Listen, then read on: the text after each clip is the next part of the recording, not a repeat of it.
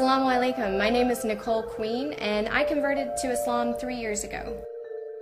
I grew up in close to Louisiana, the border of Texas and Louisiana, and when I was 8 years old I moved south of Dallas and grew up in a really small town there. Most people can't even find it on a map.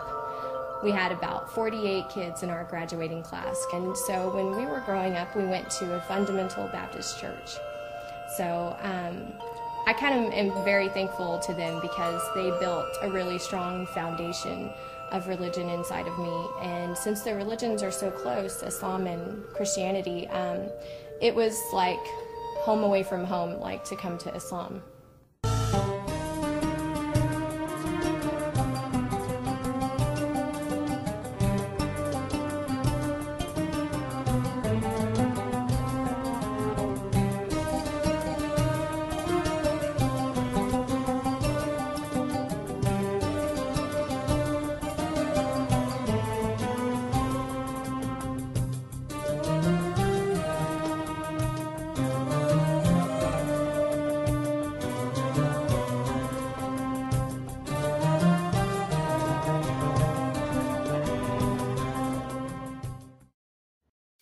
Nicole Queen and her husband Hassan live busy lives, working in the heart of Dallas, Texas, the largest non-coastal city in the United States. My parents, they weren't really as religious. They were more free thinkers. Like they believe in God and they love God and they're close with Him. But they're like typical American people where they don't really live their life for God. You wouldn't see it like in their daily routine, but my grandparents were definitely a lot more religious, and so we had a pretty strong foundation already instilled in us. I was a photographer here in Dallas, and most of the jobs that I got were at nightclubs because I was an event photographer.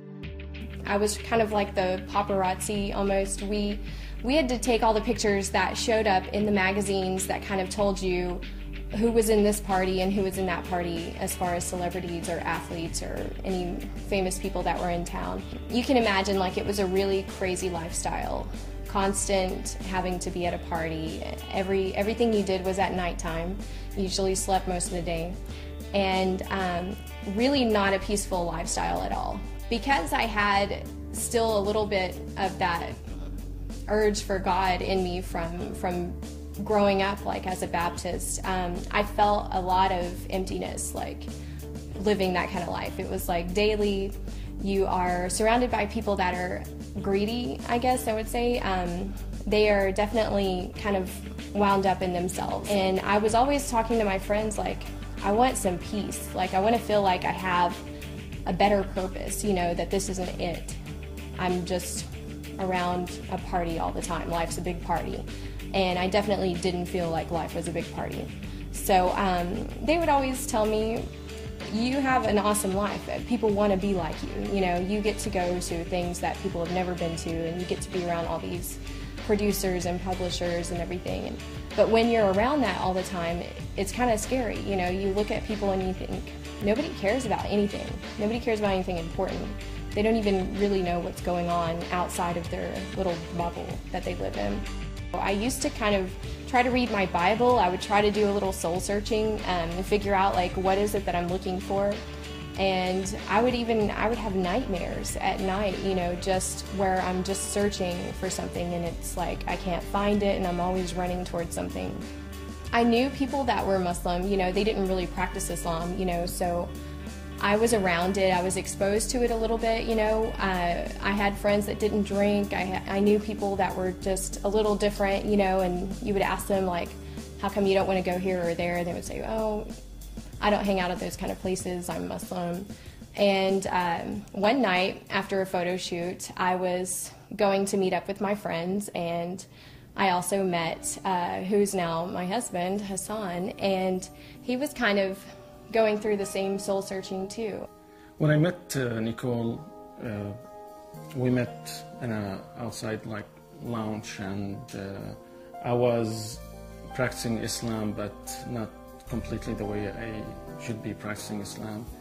And Nicole, she, when I met her also, she was looking for peace in her life.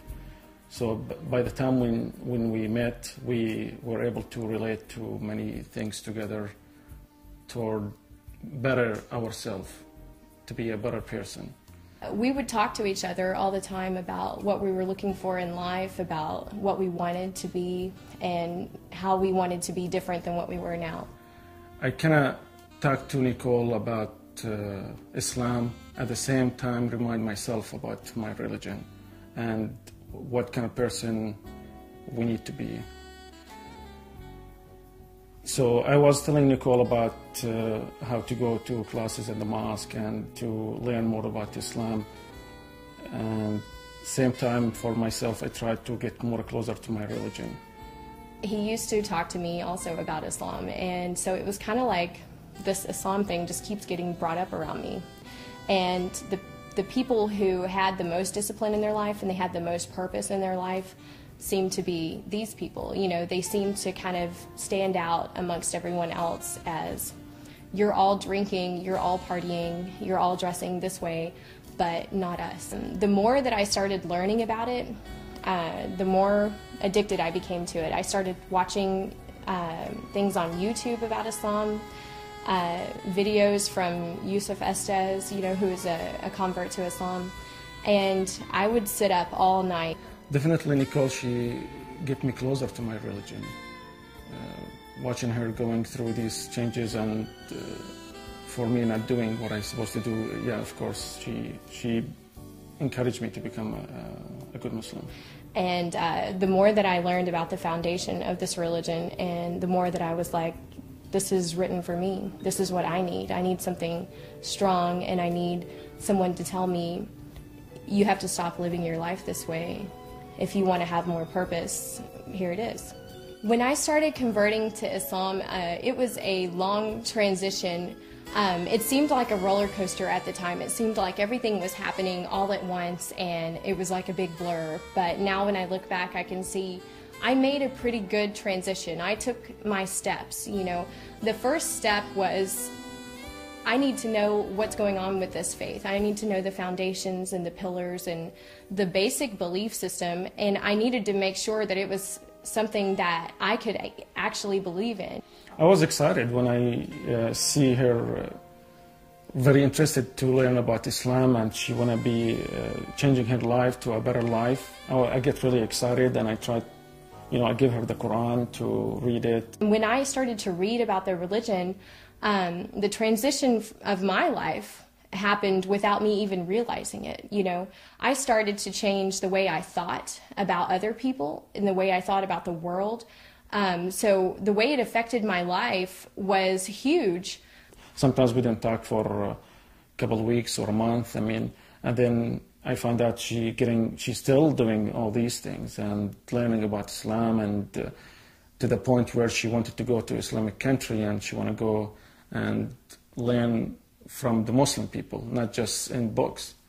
And I wanted to go and see what it's like in a Muslim country, really bad. I just had this urge to see what is it like to be around a bunch of Muslims, to be in a place where Muslim is the nation's religion. So I told her, of course, you can go to Jordan, and I made it just available for her to go there and spend a month with my family.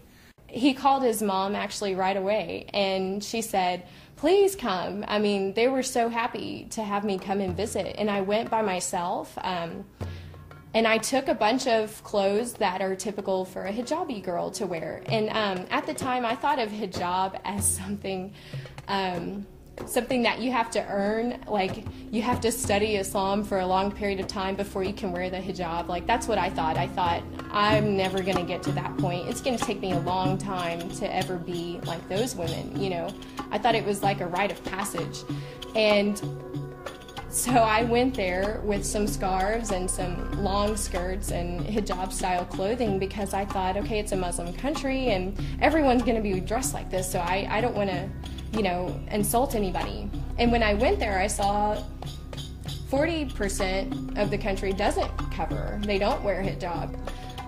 I wanted to show respect to the family that was hosting me, and the women in the family wore the hijab. Well, most of them wore it, and so I thought, well, I'll wear it when we go around town, and when we go out of the house, I'll put hijab on, so that I kind of blend in and don't draw extra American attention to myself when we're in this country.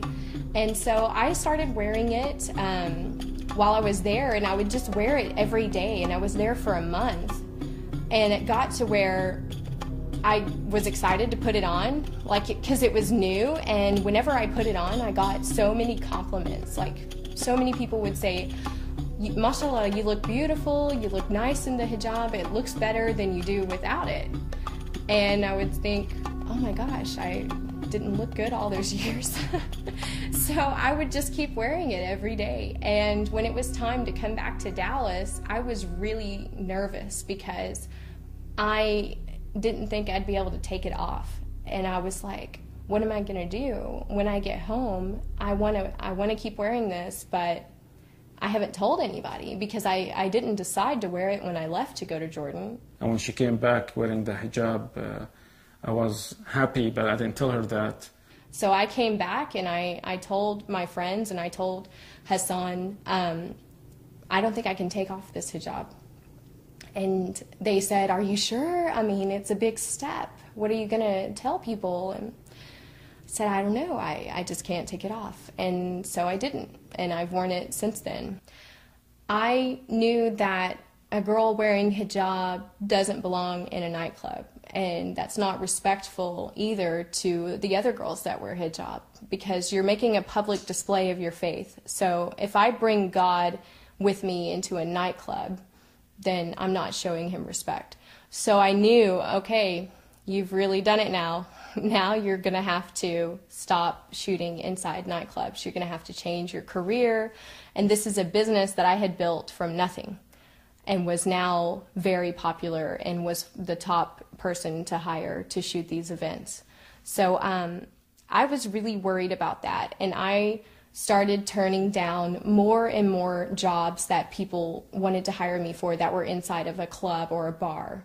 Of course, she changed the way she sees things, her clothes, her friends, her job.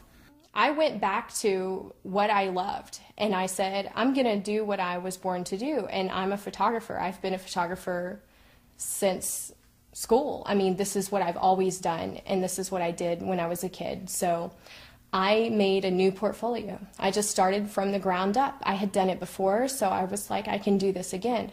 And I made a clean portfolio, and none of the images that I would do ever again were going to be women scantily clad, you know, and pictures of people drinking and partying and things like that. And so I made a new portfolio of happy things like weddings and charity events and political events. So I was still shooting what you would consider celebrities, but in their respective times, in the daytime, not at night when they're kind of letting the claws come out.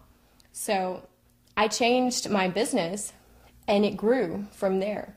And now, with my hijab on and my new way of shooting and my new kind of outlook on photography now, I'm busier than I ever was when I was just flaunting myself. So I don't know if that's a gift from God or what, but my business has grown double since then, and I'm thankful for that. And everything that I shoot now, I feel proud of. I feel like I wouldn't be embarrassed to show this to my grandmother.